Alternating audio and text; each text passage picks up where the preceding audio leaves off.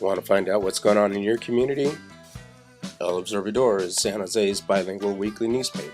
Go to your local newsstand and pick up your free copy today.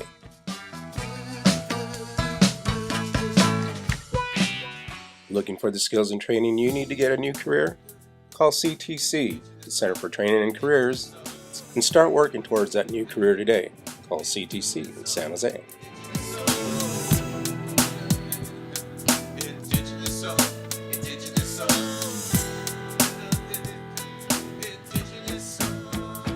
Our Peace and Dignity Journey runners started running May 1st in Shikalu, Alaska, and they're gonna dedicate their whole time until they get to Guatemala, November 27th, November 28th, more or less. So that's a total of 7 months that they give up of their personal life. They're sacrificing 7 months of whatever they need to do, and their families are sacrificing a loved one for 7 months. So that they dedicate, their time to running, praying through their body for water this year. My name is Marcos, and I'm from Chiapas, Mexico, and I came here like 14 years ago, and then this is my first time that I'm getting with the runners. The main reason that I'm here with the runners is because like 4 days ago my niece passed away, and I was trying to find what I can do for her and what I can do for me and my family, and I'm trying to give more prize and more blessing to my family.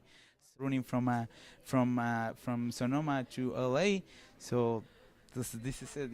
That's my big experience, and my name is Marcus. So right on. My name is Jan Schreiner, and I live in Marina, and I actually drove up to San Jose and started to run from Milpitas to here today. I want to run from San Jose to Santa Cruz, but there is also a route from San Jose through Gilroy area, and Chitoktok is a special site near the 152 on down to Indian Canyon. And because we want to support the runners who've been running for so long as well as we can, we said we would be flexible and they could choose the routes for us. If I go on the Indian Canyon route, it's going to be 50 to 55 miles.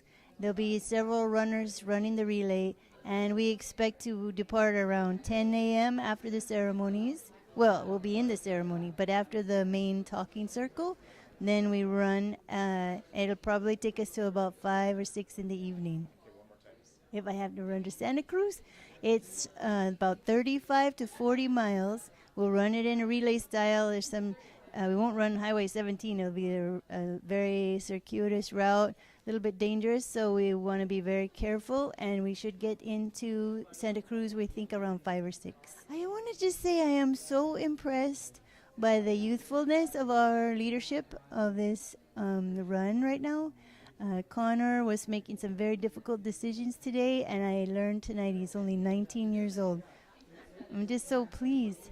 I'm very happy that he's such a strong leader at 19. So I'm really impressed by a lot of the young women as well. Very youthful group. So thank you. Making sure that we're building community and we're talking about the sacred source of life, of water, and hopefully help after today's reception and dinner and ceremony. We're hoping to count on the community to continue the work of fundraising towards the cost of the ceremony, the 4-day ceremony that's going to happen in Guatemala starting November 28th and continues to December 1st. And we also want to do education around water and what it means. I personally have been learning so much in the last 6 months. And of course, we got the news yesterday from the San Jose Water District or Santa Clara Valley District that our water is going to be increased by 44% in the next 3 years. So whatever we pay now, it's going to be increasing by 44% in the next 3 years. In the first year, it'll be 25%. So already we are seeing the impact of privatization of water. We're seeing the impact of pollution. We are also seeing the exploitation of water. And we're here as human beings. We're caretakers of Mother Earth. It is so so meaningful for us to learn how to take care of water and teach our children and our grandchildren in the way that the ancestors taught us. Um, so we're counting on you, the community, to continue joining our work, fundraising, in education, and organizing around water for the rest of our lives, because we only have one Mother Earth. My name is Connor Handley. I'm from San Diego, California. I'm Yavapai and Yoeme, or Yaqui. And I am one of the runners and co-coordinators for this northern coastal route. I got involved with Peace and Dignity about 3 years ago. Before this, I didn't have much of a ceremonial life. This is all very new to me, and the run struck me as something that I needed to do to honor my people, to honor my ancestors and where I come from. And so this year I made the commitment to go all the way to Guatemala. I had to finish school first, so I joined the run 19 days late in the Yukon instead of Alaska, where the run starts. And I've been running since then, since May 19th. If I had to guess, it would be, I think I've run at least 500 miles. I've been on the coastal route the entire time. The first split was in the Yukon, where I joined the run, and one route went through eastern Canada. This route came down the coast. We split again in Salem, Oregon, from this route, and I've continued down the coast. We'll be going all the way along the coast until we reach San Diego, where we'll cut over into Arizona and meet the other runners who are coming from Central California. From the beginning, those who started in Alaska, on this route, there's many different routes across the United States. This is just one of them, and we've split many times since Alaska and gone different ways. There were about 14 runners in Alaska, and as we've gone down, there's less and less on each route. But there are 2 people on this route that started up in Alaska. I was the next one to join in the Yukon, and since then we've had lots of others, people from the nations that we run through come and represent their people and run with us for a day or two, some of them for a week, some of them for a month, and then they have to go home. There are runners from all over, though. Right now there's 2 girls on the inland California route from the Shuswap Nation in Canada, and there's runners from the Cree nations and from nations across this country and countries beyond. Yeah, there's a lot of people who don't have any idea what we're doing, but at the same time, even if they don't know, they can see something when we're running and carrying that staff. And there's a different way that Peace and Dignity runners run than someone who's just exercising. When we're running, we're praying, and we're putting down miles to connect all Native people across this continent. So every step that we take is a step closer to fulfilling this prophecy of the eagle and the condor, and it's a step closer to fulfilling something in ourselves, fulfilling a commitment or fulfilling a heartbreak or a loss that you've had. This run is very healing for a lot of people. This run, it's a lot of things. It's a lot of different things, and to put it into one category is really hard. This run is the most challenging thing I've ever had to encounter in my whole life, and it's also the most rewarding thing. Every single day there's a new challenge, and every single day we face something, whether it's from the outside community, whether it's from the road that we're running on, or whether it's from within ourselves or the people who we're running with, our brothers and sisters who we live in a van with for 8 months. It gets pretty difficult. But this run is, it seems like every challenge that you need to overcome in your life, everything that you need to learn about yourself, this run throws it at you times 100 and puts it right in your face and tells you, deal with it. You got to figure it out right now. And it really has given me a lot of faith in our people and in myself, and in the fact that we can overcome whatever challenges we need to face, Every morning we wake up. A lot of times we'll sing to these staffs that we carry. We'll try and wake them up with us. We treat them like our grandparents and or like children, They're really special to us, so we try and wake them up as we wake up. And then we have a ceremony with the community that we're surrounded with before we leave and we ask people to share how they feel about the run, and we have a honest circle where we can share our emotions, share our thoughts, and then we pick up staffs to run for the day. We all carry a staff as we run, and then we run all day long until we reach the community, and then we do the same thing. We circle up, and we share again what you felt and how we felt. We share songs, we share dances sometimes. Sometimes people bring us to ceremony or to a sacred place. And I've never seen so much honesty from people. It's really pretty amazing when you give people the opportunity to be honest and you show that to them as well. It opens people up, and they want to talk because it's something that we don't get in this high-paced city life and in the world that we live in today. We don't get to be honest a lot, and this run brings that out in people, and it shows how everyone has a want for that, and you know, our souls need that. Okay. My name's Armando Panola Williams, and I come from the Pomo Nation. I'm the fire captain of our roundhouse. The honor was given to me at our Strawberry Festival this year, and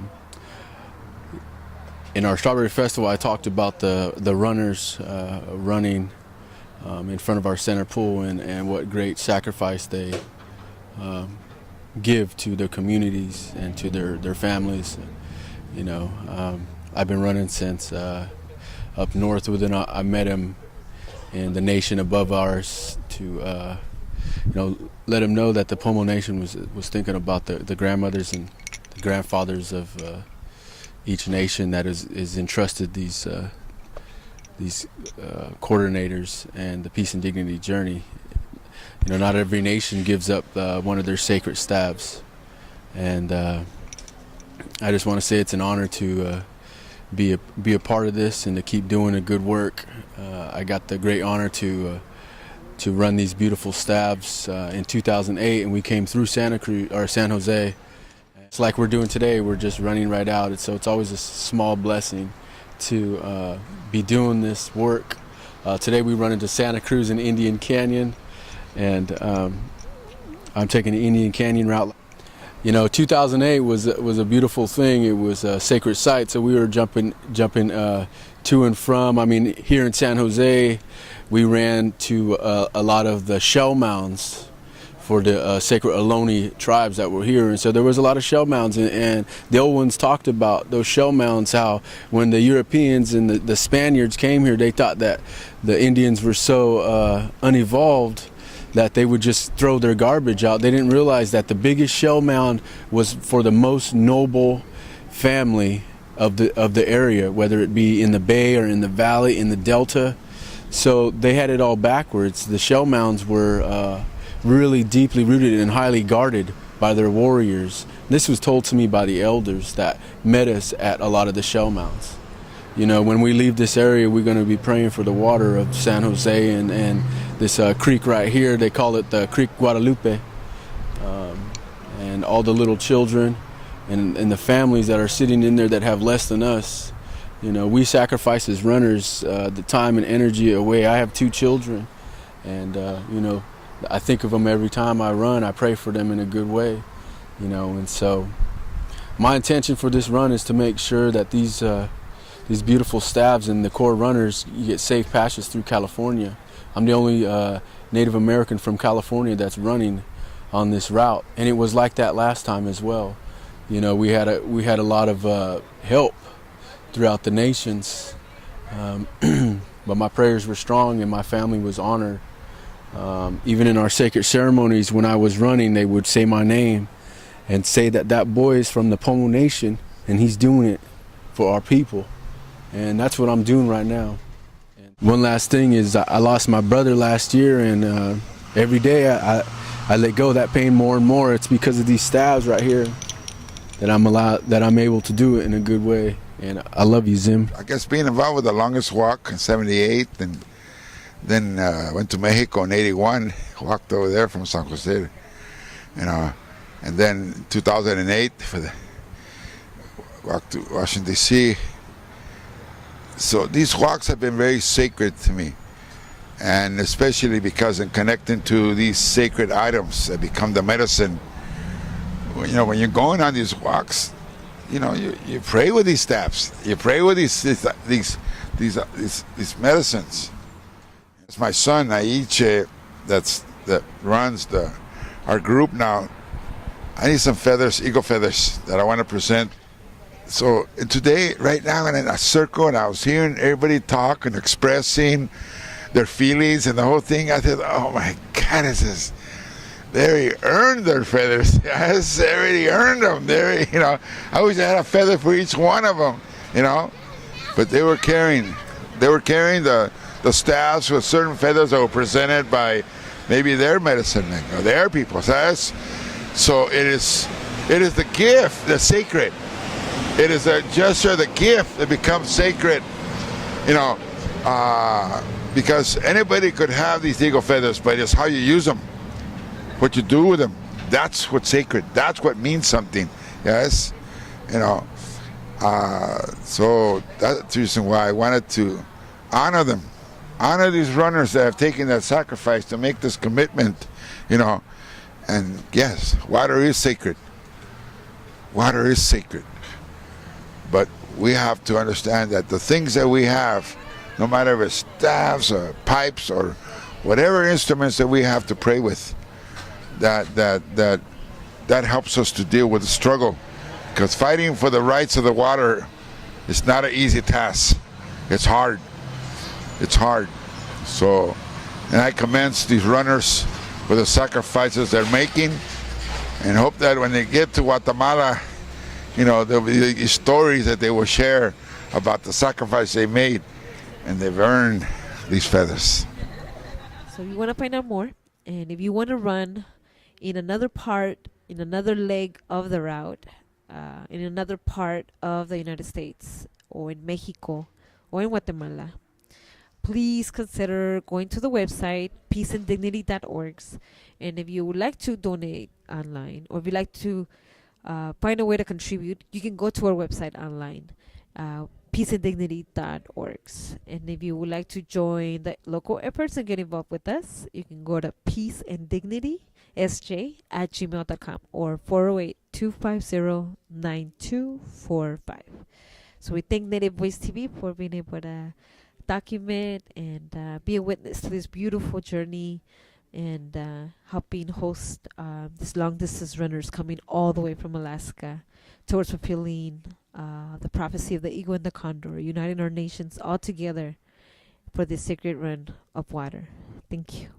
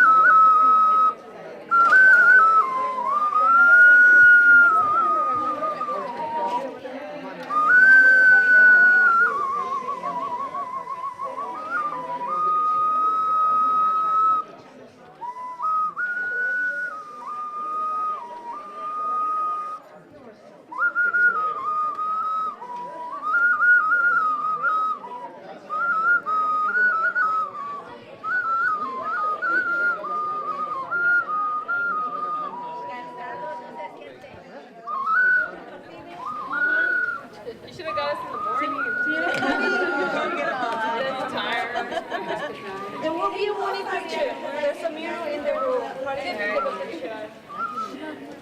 on, Mika. Come on. Oh, yeah. Take your time, girl. Take your time.